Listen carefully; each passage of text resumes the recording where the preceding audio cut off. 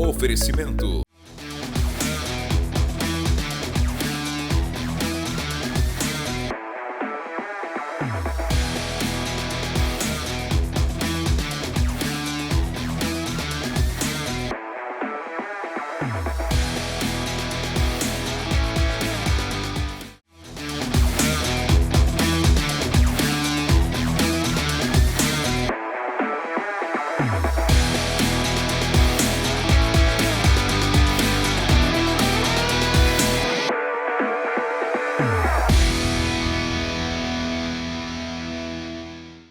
Olá pessoal, sou o pastor Luciano Pedrosa, sejam bem-vindos ao nosso ANW aqui na TV Amazônia, canal 7.1 em Santarém e também no YouTube TV Amazônia.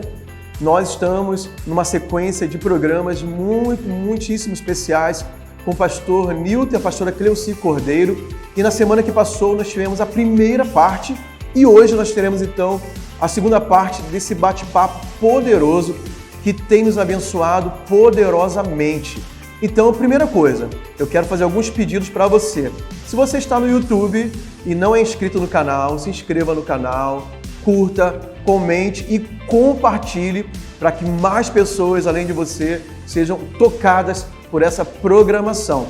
Segunda coisa, se você não assistiu a primeira parte do programa, está pronto agora para começar a assistir a segunda parte, você pode estar no nosso canal do YouTube, né, e procurar por essa entrevista que está gravada e é uma sequência da conversa de muitas histórias para você entender tudo melhor, mas eu tenho certeza que mesmo começando agora você vai ser muito abençoado por essa gravação que nós fizemos, tá bom? Então, Deus te abençoe e fique agora com esse bate-papo incrível, a segunda parte com o pastor Nilton Cordeiro, pastora Cleuci Cordeiro. Eles são os fundadores, eu posso dizer assim, juntamente com a família Uber, o pastor Lucas Uber e sua família. O pastor Nilton foi um dos jovens que veio junto com o pastor Lucas para Santarém, a fim de começar um projeto que se tornou a Paz Church atualmente e a Paz Internacional também. Então, muitas coisas aconteceram ao longo desses 47 anos, desde 1976, e o pastor Nilton é a nossa história viva da Paz Church no Brasil e no mundo. Uma coisa que assim, o senhor falando, né, sobre essa questão da ida lá para o Rio Curuaúna e do senhor saber que tinha locais que nunca tinha sido... nunca um pregador tinha um pregador ido para lá. E também, o senhor citou Óbidos, eu fico imaginando assim, como vocês foram rápidos, né? E acho que muito intencionais na chegada em Santarém para rápido já abrir muitas frentes assim. Porque eu fico imaginando que é muita coisa para pouco tempo, né? Assim, chegar aqui, Lighthouse, aí isso já vai para Curuaúna, já pensa nas comunidades mais distantes do Rio, mas também já tinha o senhor falou de um terreno de Óbidos, né? Que já foi pedir, então a mente de vocês estava totalmente Óbidos, Oriximiná, focada assim, em avançar, né? Pastor, antes de vir para cá, nós passamos todo aquele ano orando, sonhando juntos sobre a Amazônia. Então, quando nós chegamos aqui, nós chegamos com uma paixão tão grande no nosso coração. E tudo que nós queríamos era ver essa Amazônia toda salva por Jesus. Então, nós entendemos que o tempo, para nós, era muito importante. Bom, então foi quando eu fui para o Curuaúna, converteu as primeiras pessoas, e o Manuel Roseno me falou que tinha muitas famílias morando até no alto. Aí eu vim, preparei a despesa para ir. A despesa que eu preparei para ir, para a minha viagem, foi 1 quilo de farinha, um mamão maduro e um vidrozinho de mel de cana. Foi o que o recurso deu. Mas a felicidade era tão grande. E aí, chegando lá, nós não tínhamos transporte, é claro, na época. E nem recurso ainda para comprar. Aí eu falei com o Manuel Roseno, perguntei, o senhor me empresta sua canoa? Ele falou, não, eu te empresto minha canoa. Aí foi quando eu levei o rapaz, né, o irmão dela que foi para pilotear, e eu remava. Então nós subimos 7 dias remando aquele rio, de casa em casa, pregando o evangelho. Então, no final desses 7 dias, é claro, muito cansados, bem queimados do sol, porque não tinha cobertura, a canoa, mas nós já tínhamos ganhado aproximadamente umas 90 pessoas para Jesus Cristo. Uau. Aí foi quando eu voltei e dei as boas novas para o pastor Lucas. O pastor Lucas vibrou e falou, não, vamos na semana que vem, eu quero ir com você a semana que vem.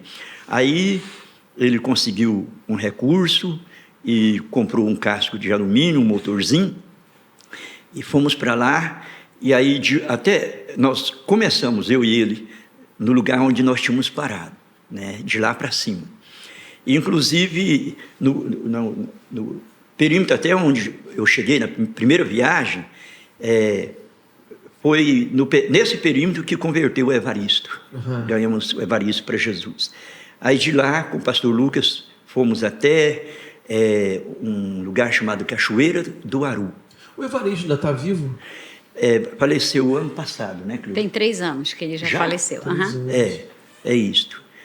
Fala sobre o Bom Vento, já depois disso, né? Porque nós fomos para... Aí, então foi isso. Aí começou a obra do Curuaúna. E agora a gente tinha que cuidar. Então, aí trabalhamos ao todo 2 anos e meio lá. Então, depois de 2 anos e meio trabalhando ali no Curuaúna intensamente, nós saímos de lá e nós entregamos toda aquela obra, e o barquinho que depois nós conseguimos comprar era um barquinho muito bom, ele só afundou com a gente 3 vezes. Só isso. Só isso. Então nós entregamos o barco e toda aquela obra agora para o Evaristo, que se tornou agora o pastor missionário, o obreiro. Depois de 2 anos. O rio Curuaúna, ele deságua aqui no Amazonas? Rio Amazonas. No Amazonas. Não no Tapajós não, né? Não, Rio Amazonas. Então, logo que nós entregamos para o Evaristo, nós chegamos em Santarém e fomos visitar os parentes dela no Atumã, uma vargem aqui para cima. E lá, quando próximo de Alenquer. Né? Rio também, né? Rio também. É uma comunidade chamada Atumã. Então, lá, uma irmã dela nos deu uma filhinha para nos levar, porque remar eu remava, né? Uhum. Mas a menininha sabia pilotar, chamada Andréa. E aí nós fomos subindo e passamos no porto de uma casa, aí tinha uma mulher lavando roupa, era uma prima dela, chamada Sebastiana. Aí a Cleuci conheceu, falou com ela, perguntou, está tudo bem, Sebastiana? Ela falou, não está nada bem, o Sebastião está morrendo. Agora, vocês já estavam casados? Já. Agora já éramos casados. Já estávamos esperando a Raquel chegar. Já. Okay. Aí ela falou, Sebastião está morrendo. Nós já levamos ele com vários médicos, nós já gastamos tudo que nós tínhamos, nós não temos mais dinheiro, nós não temos mais o que fazer. Ela falou, já levamos também com vários curadores, tudo, ninguém deu jeito. Aí ele só está esperando a hora dele. Falou, ele está lá atrás, naquele barraquinho, lá naquela rede. Falou, vamos lá com ele. Aí nós fomos lá. Aí sentamos, era um homem extremamente magro, acabado. E ele falava com a voz bem fraquinha. Aí sentamos do lado dele e falamos sobre o Evangelho de Jesus Cristo. Da forma mais simples possível, mais clara possível. E ele, com muita dificuldade, ele conseguiu se ajeitar para ficar sentado na rede e nos ouviu. E ele vinha de uma família muito resistente, lá da Atumã, para receber Jesus, né? Ele veio de uma família tradicional lá. Enfim, naquela manhã, o Sebastião recebeu Jesus, entregou a vida para Jesus, orou entregando a vida para Jesus. Muito doente. Agora, oramos por ele, ele repetiu a oração. E depois nós voltamos para Santarém. Passou uma semana, né, Cruci? Uma semana só. Eu estava com ela sentado lá do lado da casa, acho que tentando tirar um cacho de açaí, alguma coisa, que nós olhamos, lá vem uma família caminhando. E aquele senhor rindo, ele vinha, aí a gente olhou e falou, mas a gente não acredita.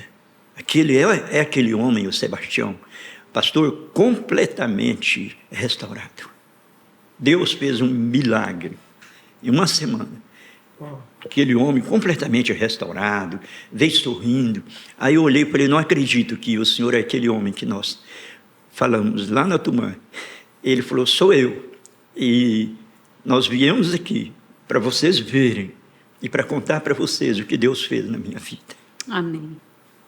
Aí foi quando ele falou, olha, eu estava na Tumã porque nós temos parentes lá, mas nós moramos numa ilha chamada Ilha do Bom Vento. E eu vim para convidar vocês para irem lá na nossa casa. Aí nós fomos para a casa dele e toda a família recebeu Jesus. Já na Ilha do Bom Vento. Já na Ilha do em Bom outra Vento. ilha. Já. Sim, sim. E lá nós passamos... Também ali, perto de Alenquer? Também ali, pô. Do outro lado aqui do daqui, Rio, né? Na frente de Santarém, né? Alenquer não, mais ou menos. tem o Porto do Aninduba, confronteando lá o Porto sim. do Aninduba, essa ilha. Aí nós fomos lá, e lá nós começamos a evangelizar. A maioria dos moradores eram parentes da minha esposa. E com umas 2 semanas, né, Cleuci? Nós já tínhamos uma igreja começada lá. Converteu muita gente. Inclusive, lá do Bom Vento, foi aonde saiu da minha família um número muito grande de pastores, hoje, que estão pastoreando lá fora. Um deles é o pastor Josué do Espírito Santo. pastor Dinho, pastor Gildo, né? Que vieram... A senhora é da família deles. Sim. Eles são da sua família. Mas tudo começou... Uau, tudo Começando começou lá. E então lá, em cada lugar, pastor, onde nós fomos, nós trabalhamos 2 anos e meio. Então, 2 anos e meio nós ficamos lá, para glória do nome de Jesus. Nós ganhamos muitas pessoas para Jesus, nós treinamos 8 casais e 2 rapazes, né, para serem pessoas mesmo para servir muito o reino de Deus. Um foi o Josué na época, né, que hoje é pastor lá no Espírito Santo. E completando 2 anos e meio, aí nós fomos para a cidade de Óbidos. Tinha acontecido o naufrágio do barco Sobral Santos. Naquele período. Naquele período. A cidade está muito abalada, né? A cidade estava toda muito abalada. Aí foi quando nós chegamos. Deus nos levou no momento certo para aquela cidade. E então nós trabalhamos lá por 2 anos e meio também. Com 2 anos e meio, nós já tínhamos um prédio de madeira grande construído.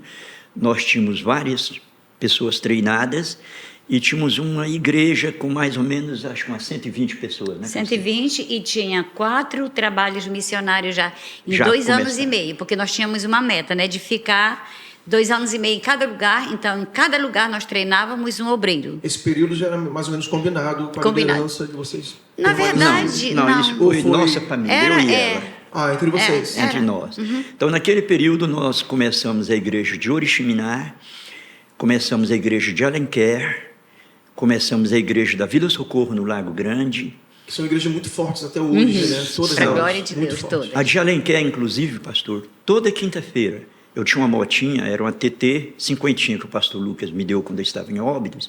Então, toda quinta-feira, eu saía, às vezes, de madrugadazinha de Óbidos e viajava até Alenquer. Era mais ou menos 180 quilômetros. É longe. Né? Era longe. A moto é longe. Com chão, com lama mesmo. No meio da Chão. mata, né? Ali, né? Ou não? Naquela época tinha pouco morador na beira daquela estrada. Aí nós ganhamos as primeiras famílias e um dia eu combinei com o pastor Lucas, nós fomos lá, compramos o terreno onde hoje é a igreja, né? Tem uma história muito interessante que aconteceu durante essa ida nossa já com o pastor Lucas para comprar um terreno. Na verdade, quase nos mataram, né? E então isso é uma outra história. Mas naquele mesmo dia Deus nos deu o terreno lá. Na verdade, o Newton é uma lenda. Verdade. Eu queria... Não sei se vocês têm essa resposta, mas... Vocês têm ideia de... quantas igrejas vocês tiveram participação direta ou até De começar. indireta de fundação ao longo desse tempo todo? Estou falando até dos No dias tempo atuais. desse, nós estávamos conversando esse assunto. Deu uma média de 160, mais ou menos. Né? Porque assim... Em localidades diferentes. Diferentes, e essas começaram outras. Outras, mas nós estávamos sempre lá ajudando em tudo, né? Oriximiná, uma coisa que me traz muita alegria de estar em Santarém é eu poder conhecer essas igrejas dos municípios ao redor aqui, né? Sim. Então, de vez em quando eu recebo um convite, eu fico muito feliz de poder conhecer, né? De ir lá. Eu já fui em Óbidos, foi até mais ou menos recente, ano passado. Fui em Oriximiná e todos eles falam dessa origem, né? Oriximiná fala, né? Sim. O senhor começou, conheci o pastor Salles também lá, né? Sim. E realmente é algo muito impressionante. São igrejas muito grandes para o município, né? Muito influentes hoje, né? E todas elas, pastor, têm uma história assim que foi muito marcante, tanto Óbidos quanto Alenquer, Oriximiná, né? E várias igrejas no Ribeirinho tiveram também histórias que foram assim impressionantes, que de certa forma quase que ceifou nossa vida. Mas o Lucas, como eu falei no começo, que ele falava uma frase: eu não pedi a Deus uma vida fácil, nós pedimos a Deus uma vida que valesse a pena viver. Então, toda a trajetória do nosso ministério tem lugares que tem histórias que lá Por na exemplo, eternidade vai ser. Alenquer, né, foi um desses. Alenquer, o dia que eu cheguei com o pastor Lucas, que nós fomos procurar um terreno para comprar, um dia antes tinham matado um homem lá na pista do aeroporto. E aí o Lucas chegou e nós fomos andar procurando lugar para comprar. E quando foi 12:30, chegamos numa loja de um rapaz que converteu aqui em Santarém, e aí falamos para ele que estávamos procurando um terreno para comprar. Aí ele falou assim: olha, tenham muito cuidado, porque vocês ouviram falar que mataram um homem lá na pista do aeroporto? Eu falei: sim, está o comentário na cidade. Ele falou: pois foi por causa de terreno, questão de terreno, e eles, segundo eles, foram 2 homens, um alto, claro, e um magro, baixo. E ele falou: tenham cuidado, porque eles estão pensando que foram vocês. Aí, depois que nós saímos da loja dele, nós estávamos andando e viu um garoto de bicicleta. E perguntou: vocês estão procurando um terreno para comprar? Eu falei: estamos. O papai tem um terreno bom, bem localizado, e não é caro. Vocês não querem falar com o papai? Aí falamos: queremos. Aí nos ensinou bem onde era e foi embora, né, de bicicleta. E eu fui com o pastor Lucas para lá. E chegando lá, tinha um senhor na frente, com vários outros jogando dominó. E nós chegamos e perguntamos se lá, né, era o senhor que tinha o terreno para vender. Aí o senhor falou: sou eu. Vocês estão querendo comprar um terreno bom? Falou: queremos. Falou: querem conversar? Nós falamos: queremos. Aí tinha um corredor que ia dar lá atrás, numa sala grande da casa dele. Falou: vamos conversar. E nos levou para lá. E a turma ficou lá na frente. Vários homens, algumas mulheres. E lá ele começou a conversar conosco, mas, na verdade, ele estava nos investigando, fazendo várias perguntas, até que, no momento, pastor, para nossa surpresa, aquele homem começou a gritar. Chorava e gritava mesmo, e se jogou de joelho no meio da sala, chorando e nos pedindo perdão. Nós perdoássemos ele, por favor, perdoássemos ele. Aí nós ficamos para entender o que estava acontecendo. Aí o pastor Lucas perguntou: o senhor está nos pedindo perdão pelo quê? Aí ele falou: vocês ouviram falar de um homem que mataram na pista? Eu falei: ouvimos, está o comentário na cidade.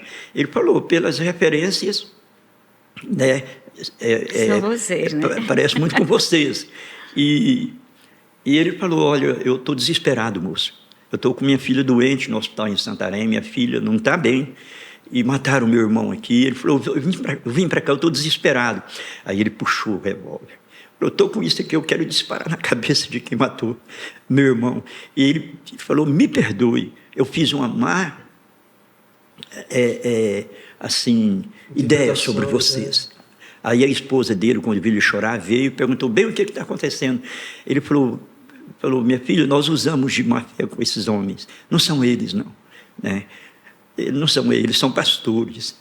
Aí nos pediu muito perdão.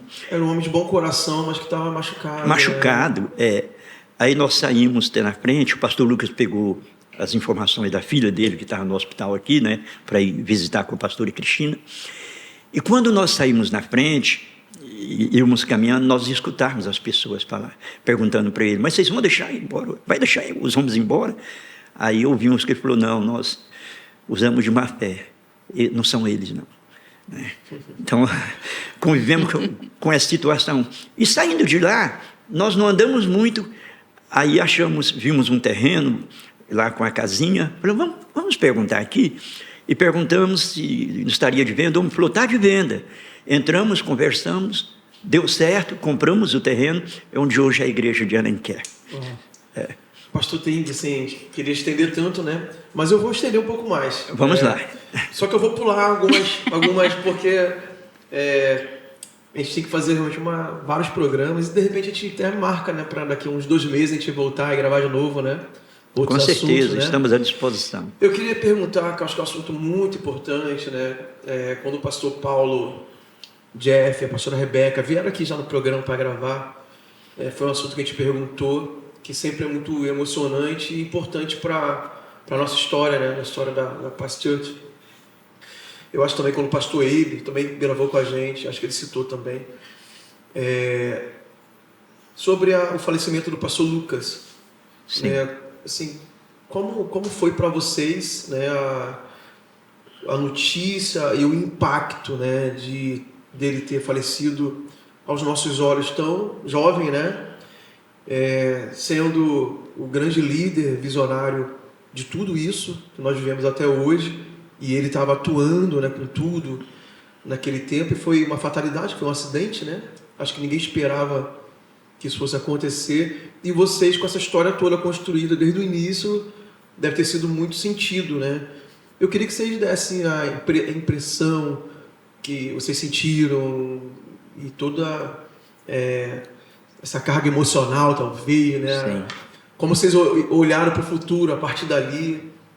Pastor, nós estávamos, né, Cleuci, chegando de uma viagem de Goiânia, de férias. E quando chegamos em Porto Vitória, eu liguei logo para o Lucas, porque a gente estava sempre ligando, sempre comunicando, né? Nós éramos muito próximos. Ele era, na verdade, para nós, um pai. Um pai. O Lucas, ele nos amou tanto, a ponto de benefícios que um filho tem de um pai, a gente tinha dele. Presença, sabe? E ele sempre que tinha oportunidade, ele saía para nos visitar em Porto de Mós, nessa época. E ele ficava de 3 em 3 meses, né, amor? De 3 em 3 meses ele ia. E nessa viagem, ele tinha falado com a gente que ele ia ficar 3 dias com a gente lá, e ele queria, Vocês inclusive... moraram em Porto de Mós nessa época? Porto de Mós, nessa época. Já... Porto de Mós é onde é a família da Caiane, né? Exatamente. Exato. Então, ele falou, olha, eu vou estar indo lá com vocês e vou ficar 3 dias com vocês lá. Então, a gente estava chegando para recebê-lo. Entendi. Aí, como ele ia para a nossa casa, aí eu falei com a Cleuci, olha, nós vamos viajar durante a noite para a gente chegar em casa, para a gente arrumar, ajeitar tudo, para esperar eles. Aí nós viajamos a noite toda. Quando o dia amanheceu, estávamos na frente de uma comunidade por nome Turu, e nós tínhamos uma igreja lá, já começada. Aí nós encostamos para tomar um cafezinho na casa do obreiro. Quando nós encostamos, ele falou, irmão Nilton, desde cedo, pela Rádio Rural de Santarém, eles estão falando sobre um pastor chamado Lucas, que morreu. Aí eu perguntei, mas como? O que mais? Ele falou, não, ele disse que ele caiu com um aviãozinho. Eu falei, então foi ele mesmo. Aí... Quando nós ficamos sabendo, né? Porque assim a gente ficou duvidoso, né? Será? Aí, é difícil de acreditar, né? Aí foi quando a garota foi e falou assim: é aquele homem que veio com o senhor aqui, porque ele caiu com o avião. Eu falei, Nilton, não tinha mais agora como desacreditar. Quando ele ia avisar vocês, ele ia de avião? De avião, era. Aí, nesse momento que aconteceu, o Nilton só teve forças para trazer o barco até Porto de Mós. Chegamos lá, o Nilton ficou assim numa situação tão difícil que ele não chorava, mas também ele não comia, ele não dormia e, para ser realista, ele não tomou banho. Nem choque. Só ficou mudo, muito, né, difícil. Nós deixamos nossos filhos com o pastor Samuel em Porto de Mós, Pegamos o barquinho e viemos. E pensa viajar uma viagem inteira com ele mudo, né? E viagem longa, porque Porto de Mós é bem longe, né? Muito. E era nós naquele... gastamos pra lá de 7 Almeirim, dias, não é? né? Não, amor, foi uns 3 dias que nós gastamos. Não, porque 2 dias e meio era que gastava de Santarém lá. Então foi... Eu tenho lembrança de 7 dias, pode que tenha sido menos. Não, era bem Mas foram menos. vários dias. Era, Porque foram vários subindo dias. é mais lento também, né? Era. E é pra Eu lá de acho- Almeirim, não é? Pra lá de Almeirim? É Muito bom, quase né? confronteando, né? Porque atravessando e entra realmente indo para o Xingu. longe, Aí né? foi quando nós viemos e chegamos em Santarém. Essa foi a situação mais difícil, chocante, porque nós fomos com a Cristina muito feliz para recepcionar a gente, né? E a gente assim naquele choque, e ela me perguntava assim, ela falava só, Jesus é bom, Jesus é bom. Mas Jesus é bom, e sabe assim, confusa com tudo, e agora não tem mais o Lucas, como que vai ser daqui para frente? E ela falou, como que o Nilton está? Eu falei, o Nilton está ruim, ele não come, ele não toma banho, ele não dorme. E era o que eu estava conferindo naqueles dias, eu acho que já tinha uns 5 dias com isso. Aí ela falou assim, ela olhou e falou assim, mas Jesus é bom, eu vou levar ele lá no estaleiro para ele poder, talvez ele vendo as coisas, onde teve o corpo dele, talvez isso vai ajudar. Aí antes dela, ela tinha toda a filmagem. Quando nós fomos para o estaleiro... Toda filmagem de quê? Do acidente? Não do acidente, do velório, tá. de onde ele foi já colocar. Tinha ocorrido, já tinha ocorrido, já. A gente chegou aqui, 7 dias foi depois do enterro. Nós chegamos que nós 7 dias conseguimos depois. chegar. Por causa Foi. do tempo de viagem. Do tempo de viagem, Aí ela pegou, foi de entrada, ela em cima da mesa tinha o capacete que hoje nós temos. Ela chegou e falou, ela sorriu assim, o jeito feliz, né? Ela falou assim, Nilton, aqui o capacete do seu amigo. E ela levou para ele, aí nessa hora a água caiu. Gente, quando a água caiu assim, deu um grito, sabe? Um grito assim que parece que arrancou aquela dor do fundo da alma dele.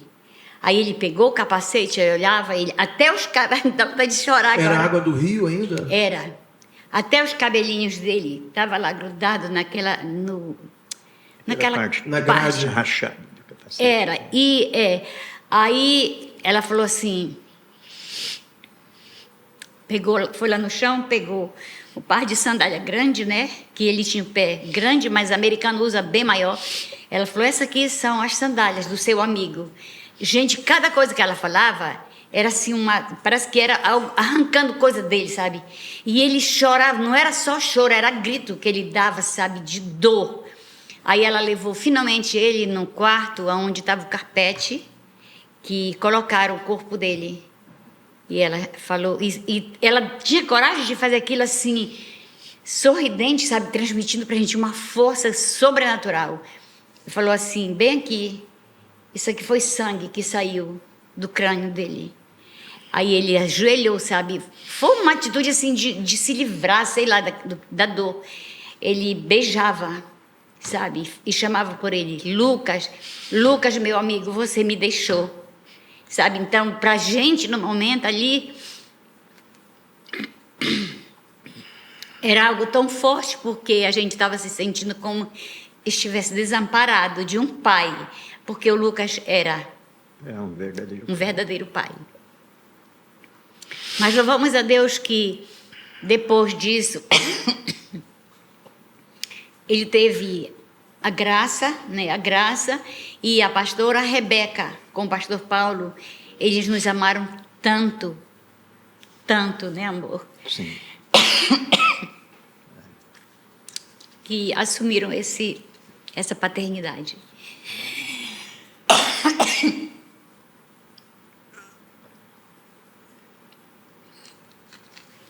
Sim. Então,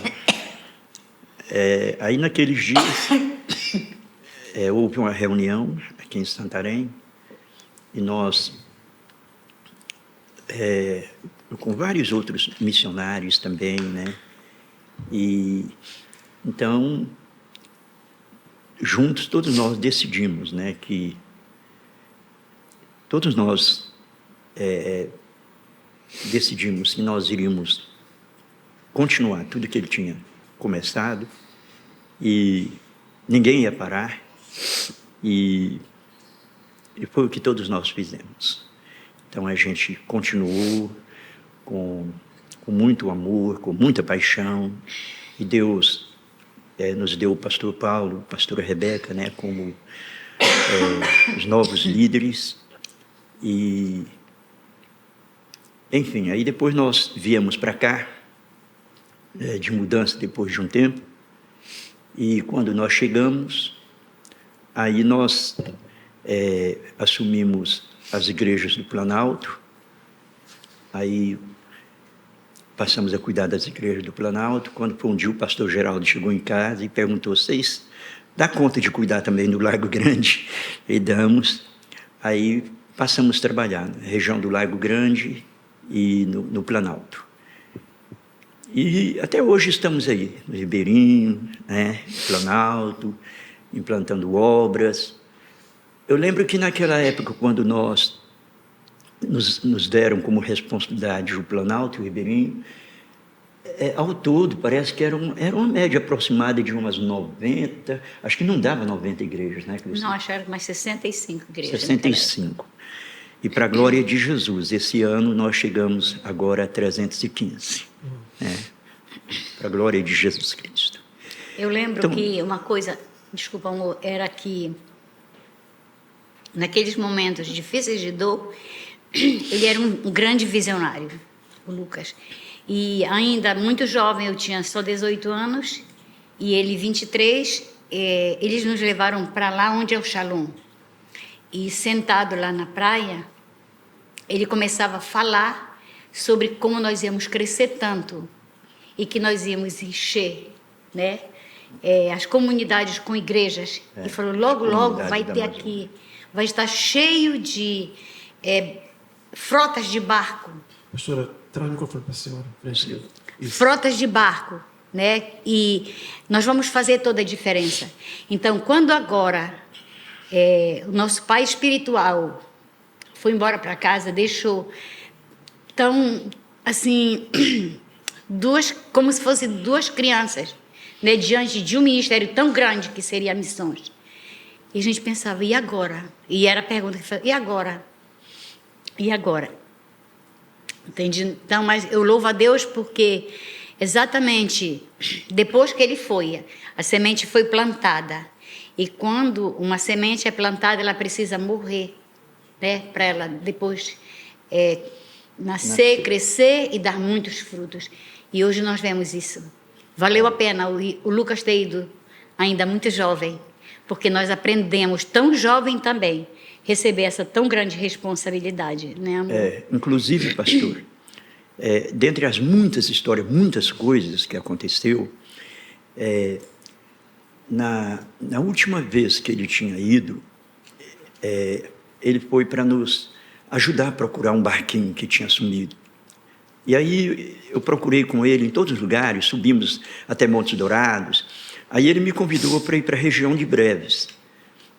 E nós fomos para aquela região. Só que quando foi para voltar, o combustível que a gente tinha não dava mais de voltar para onde nós íamos. E aquele aviãozinho queimava a gasolina comum misturado com a gasolina de aviação. E não tinha gasolina de aviação. O caminho por aviação de Breves para cá, necessariamente passa por Macapá ou dá a volta para o outro lado? Não passa por Macapá. Corta o caminho, né? Aí ele falou, Newton, se nós quisermos, tinha um mapa velho que ele estava com ele lá, o GPS tinha ficado em Santarém, falou, se nós quisermos voltar até o Xingu, só tem um jeito. Ele falou assim, se nós atravessarmos a reserva do Cachuanã. Falou, esse aviãozinho não foi feito para isso, voar em cima de terra, assim, mas a gasolina que nós temos, que era um carote de 20 litros e outro carote com 8, ele falou, dado nós chegarmos na beira do rio Xingu, aí lá a gente dá jeito. Aí ele perguntou para mim se eu topava. Eu falei, não, eu topo. Aí nós voamos. E no final daquele dia, nós já estávamos voando na reserva, aí eu vi 6 casinhas, nós vimos 6 casas lá embaixo. Eu falei, Lucas, olha, tem uma vilazinha aqui, bora parar para dormir aí? Ele falou, não, vamos voar um pouco mais, a gente ganha mais tempo. Aí eu falei, mas olha, já vai está escurecendo, nós já voamos todo esse tempo e não vimos nenhuma casa. Ele falou, tem razão, bora ficar aqui. Aí pousamos, aquela família veio encontrar com a gente na beira, né, porque um aviãozinho pousando, aquela curiosidade, mas ao mesmo tempo queriam saber quem era. Aí depois de nos identificarmos como missionários, tudo, aí o pai daquela família, tudo era uma família só. Era a casa do pai e a casa de 5 filhos. Aí o pai nos convidou para a casa dele, para passar a noite, mataram a galinha caipira, fizeram uma janta para nós, e naquela noite, cada filho com sua família, todos foram para a casa do pai. Aí nós pregamos para eles aquela noite, e aí quando o pastor Lucas fez o convite, se eles gostariam de receber Jesus, aí aquele senhor falou assim, olha, seu Lucas, seu Newton, nós não só queremos, nós precisamos. Ele falou, agora, aqui a gente mora muito distante, vocês viram a distância que a gente mora? Aí eu falei, olha, nós voamos 50 minutos de Portel para cá. Ele falou, pois é, 50 minutos nesse aviãozinho, mas de barco é 2 dias e meio. Ele falou, é muito difícil aparecer alguém aqui. E ele falou, e nós só vamos na cidade uma vez a cada 6 meses. A gente leva o Jutaicica, os produtos aqui da mata, a gente vende, a gente compra o querosene, o açúcar, o sal, as coisas básicas. E aí ele falou, hoje vocês chegaram aqui, amanhã vocês vão embora. Nós vamos receber Jesus, todos nós. Aí como é que a gente vai ficar aqui? A gente não entende nada dessas coisas. Quem vai ensinar alguma coisa para nós? O pastor Lucas falou, o senhor tem razão. O senhor tem toda a razão. Ele falou, mas nós temos uns Novos Testamentos aqui, e nós vamos dar um para cada família. E aí, cada manhã, todos vocês, os filhos, vêm aqui para a casa do pai de vocês, aí vocês lêem 1, 2 ou 3 capítulos. E vão fazendo isto. E vão fazendo. Se terminar, recomeça, porque os nossos missionários estão saindo de Santarém nos barquinhos, para vários lugares. Ele falou, não sei quando, porque aqui é muito longe, mas um dia vai chegar um dos nossos aqui para ajudar vocês. E aí, todos receberam Jesus, oramos com eles, no dia seguinte nós decolamos, viemos, voltamos. Enfim, o ano passado completou 21 anos. E nós nunca pudemos voltar lá. Aí o ano passado eu estava conversando com um cunhado meu, que quando eu saí daquela região para vir para cá, eu deixei tudo com ele, né? E ele ficou lá como responsável. Aí eu fiz uma pergunta para ele. Eu falei, Cleonildo, quando eu saí de lá,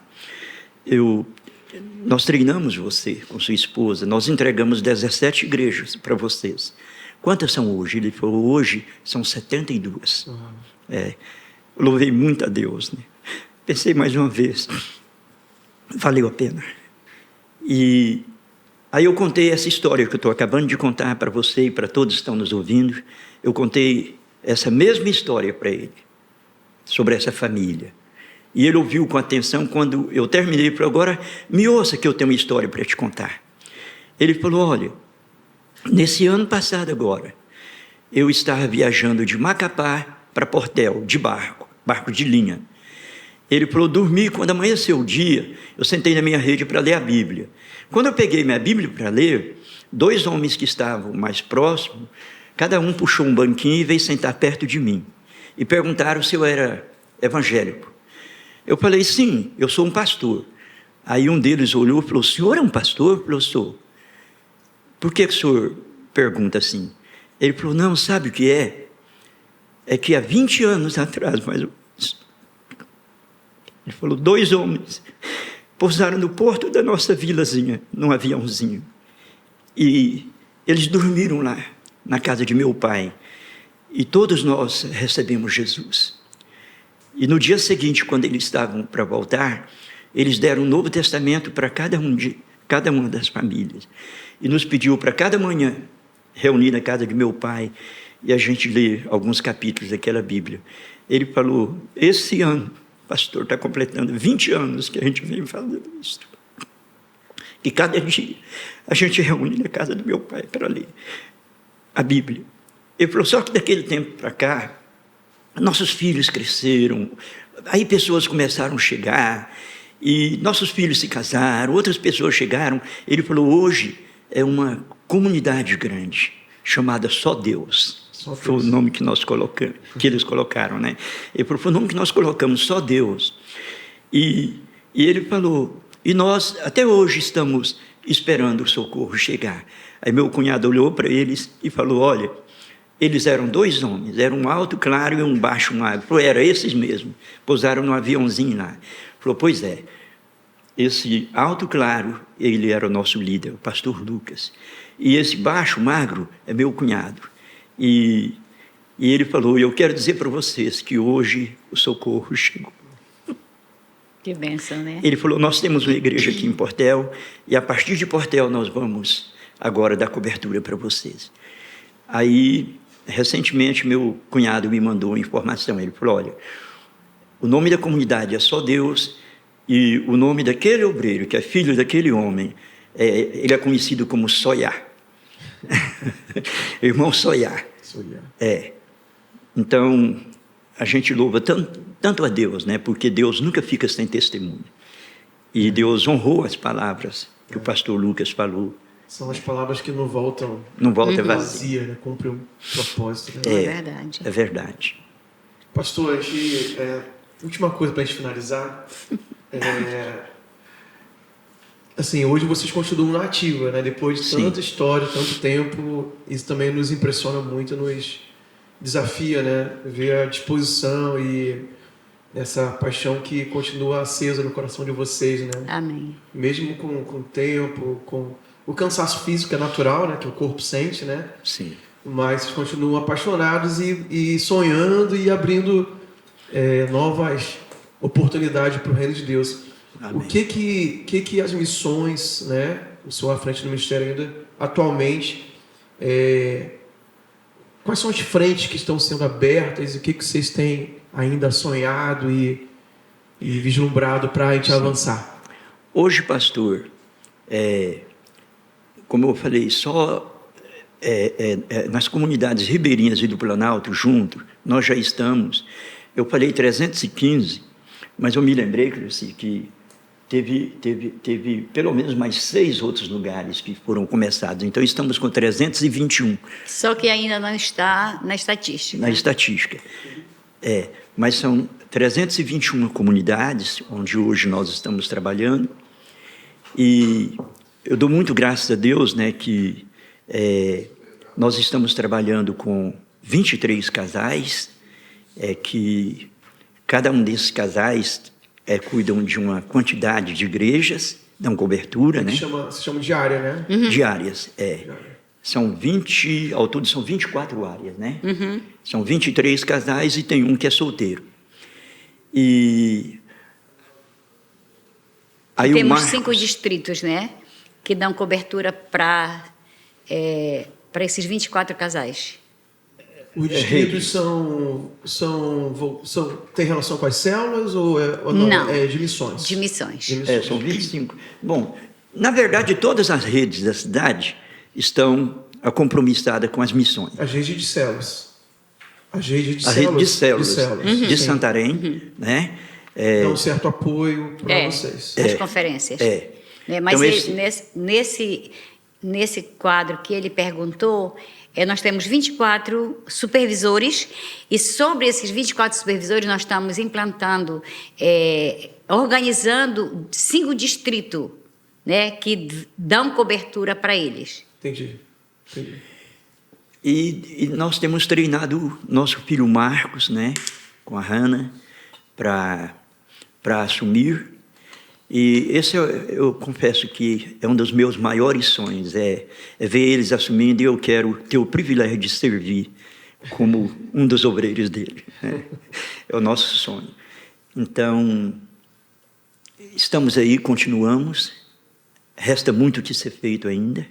Ainda tem muitas comunidades no nosso município para serem alcançadas. E Então, o nosso sonho continua o mesmo, de ver toda essa bacia amazônica, né? Uma igreja em cada uma dessas comunidades. E então, esse é o nosso sonho, né? E então, nós damos muito graças a Deus. Servir durante todos esses anos para nós foi um grande privilégio. E uma coisa que eu costumo falar é: servir a Deus é a coisa mais importante que alguém pode fazer na sua vida. Mesmo as dificuldades, a gente encara elas, né, como um privilégio. E nós já convivemos com muitas delas, mas cada uma delas, né, Cleuci, cada vez só nos deixou mais animados. Cada uma dessas dificuldades era um trampolim para irmos mais longe. Para a gente. E, assim, e pessoalmente, vocês estão muito empenhados hoje nos travessões ali da Flona, não é? Estamos... É um projeto pessoal de vocês hoje. Estamos com esse projeto, pastor. Agora já começamos, Já começamos. Inclusive o quilômetro 167, agora nós já vamos começar já a fazer os cultos, as reuniões lá, e já converteu várias pessoas nesse travessão. Nosso plano é ir implantando igreja. Rurópolis lá? Está... Abaixo de Rurópolis, né? Está bem mais abaixo, próximo de Rurópolis do que de Santarém. Mais para Rurópolis do que para cá. E então... Rurópolis que é 200 e poucos, né? 200 e poucos 214. 214. Nós entramos a partir do Bom Sossego, né? Não, amor.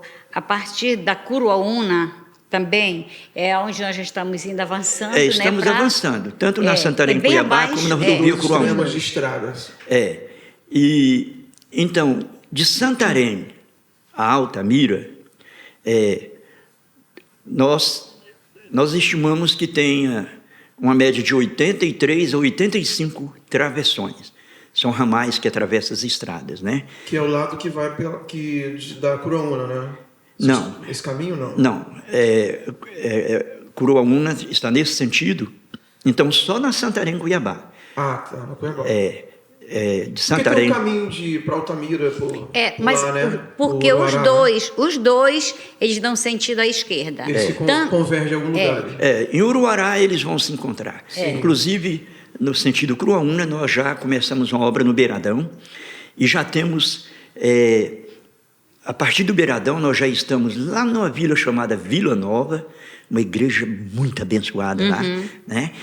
E pela Santarém Cuiabá, agora nós estamos implantando no quilômetro 167, mas nós estimamos que tenha de 83 a 85 travessões entre Santarém e Altamira, né? E tem travessões que tem 3 comunidades, tem travessões que você vai achar mais do que isso. Mas porque os travessões cruzam para os dois lados da rodovia, né? De Rurópolis para lá é dos dois lados da rodovia. Daqui até Rurópolis é só a esquerda, né? Porque tem a Flona. Então nós calculamos que entre Santarém e Altamira tem ainda uma média de 250 comunidades para serem alcançadas nesses travessões, né? Então, graças a Deus, nós estamos mobilizando, estamos caminhando.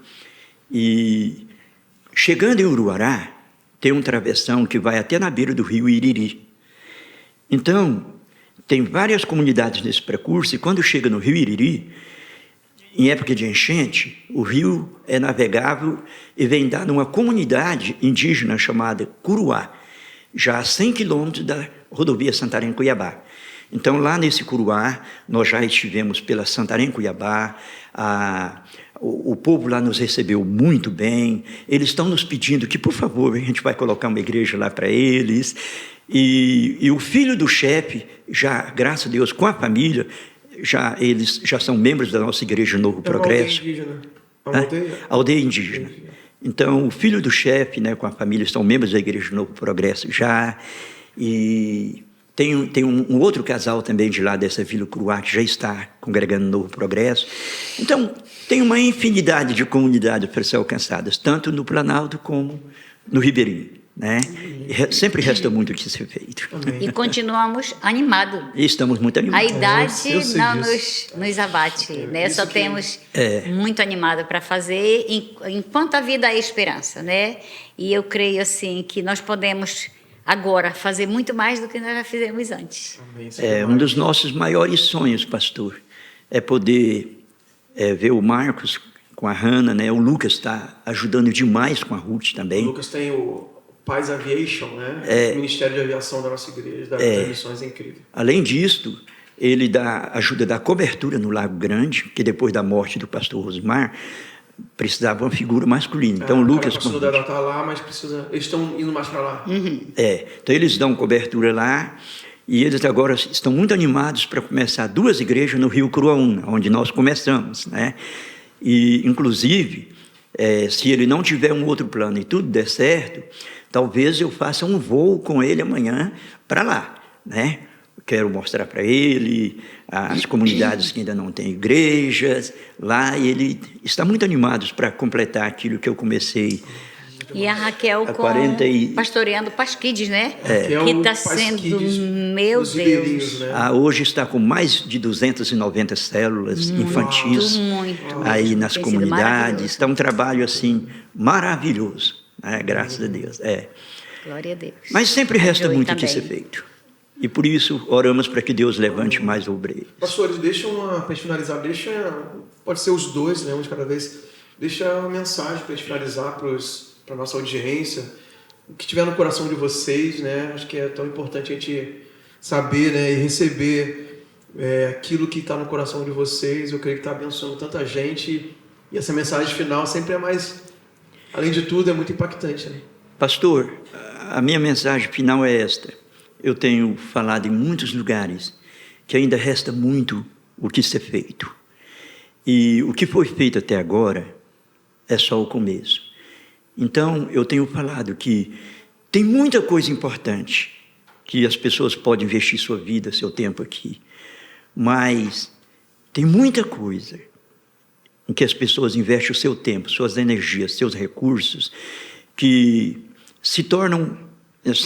São coisas boas aqui, mas que não têm valor para a eternidade. Então, meu conselho é: invista a sua vida em coisas que vai ter valor para a eternidade. E não tem, eu creio que nada é mais importante do que investir em ganhar almas, em plantar igrejas e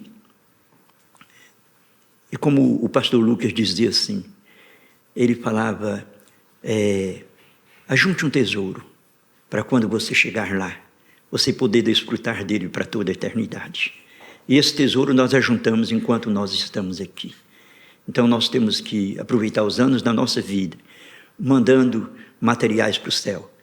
E materiais que vão ser muito significativos e que vão ser usados para construir o que nós vamos herdar, o que nós vamos receber quando a gente chegar lá. Amém. Em Daniel 12:3, fala que os que, pois, forem sábios vão resplandecer como o fulgor do firmamento, e os que a muitos conduzirem à justiça, para sempre e eternamente vão brilhar. Então, a minha mensagem é: faça a sua vida valer a pena para a eternidade, porque tudo nesta vida é passageiro. Com a sua morte, tudo que você adquiriu fica. Outros vão brigar, outros vão fazer confusão por aquilo que você está deixando. Mas na eternidade, todo investimento, você vai receber lá na frente a recompensa das mãos do Senhor, que é o verdadeiro juiz, do verdadeiro recompensador. Então, seja sábio e faça a sua vida valer a pena. Pastor, eu amo toda a Bíblia, mas um livro que é um livro que eu amo muito no Antigo Testamento é o livro do profeta Daniel. E quando Daniel terminou de escrever aquele livro, Deus falou: encerra as palavras. O último versículo do livro de Daniel que ele escreveu foi esse: tu, porém, segue o teu caminho até o fim, pois descansarás, e no último dia você vai se levantar para receber a sua herança. esse é o conselho que eu dou para cada pessoa. Invista a sua vida em coisas que têm valor para a eternidade. Amém. Amém. Invista a sua vida em coisas que tenham valor para a eternidade. E como eu sempre falo, a glória de uma pessoa rica aqui na terra, a glória da pessoa mais importante na terra, ele termina com a sua vida. Mas a glória de quem investe no reino de Deus, de quem ganha almas, começa com a sua morte. Porque quando fechar seus olhos aqui, ele vai abrir seus olhos para toda a dimensão celestial. E uma das coisas que eu mais sonho de ouvir e que eu gostaria que todos os cristãos ouvissem, e vão ouvir, em nome de Jesus, se Deus quiser, é quando chegar lá no céu, né? Ver aquele portão se abrir, ver Jesus, e Jesus falar, servo bom e fiel, e poder ouvir ele falar, olha, o que você vai ver agora aqui dentro, tudo que você vai ver foi aquilo que eu falei, que está lá na Bíblia, que nem olhos viram, nem ouvidos ouviram, e nem jamais penetrou no coração humano. São as coisas que Deus tem preparado para aqueles que o amam. Então, temos que investir a nossa vida em coisas que tenham valor para a eternidade. Amém, porque o restante, tudo vai passar. Consigo nem falar mais. Pessoal, nós vamos finalizar o programa agora. A gente vai tentar agendar daqui a um tempinho outros programas com eles ainda, como a gente falou no início, para aproveitar toda essa história, né, que é a história da vida deles, a história da nossa igreja, a história de missões aqui na Amazônia. Pastores, muito, muito obrigado mesmo pela vinda de vocês. Eu sei que vocês estão tão ocupados com essa vida dedicada a Jesus, viajando sem parar. Ontem mandei mensagem primeiro para a pastora Cleuci, depois para o Marquinhos, né? Aí ele até falou, não sei se era ele ou vocês que estavam viajando, mas é normal. Ele e nós. Vocês todos, né? Nós chegamos essa noite. E graças a Deus deu certo, né? Para estarem aqui, para a gente fazer essa gravação. Amém. E, assim, eu estou realmente sem palavras, né? Assim, eu me controlo muito, mas estou com um nó na garganta. Muito emocionado, a gente sente muita presença de Deus na vida de vocês. E eu tenho certeza que essa unção vai chegar na casa das pessoas, né? Pela internet, pelo satélite da TV aberta, enfim. Então, eu quero encorajar quem está assistindo você compartilhar, né? Para que mais pessoas, cristãs e não cristãs ainda, possam ser impactadas por esse programa. Eu creio que é um tempo de despertamento, como foi falado, né? O senso de urgência, né? Da gente trabalhar para Jesus, não perder tempo em coisas que vão ficar por aqui. A gente investir nas coisas eternas. Então, muito obrigado mais uma vez. Amém. Deus abençoe a todos. Até o nosso próximo encontro aqui na TV Amazônia, no programa ANW.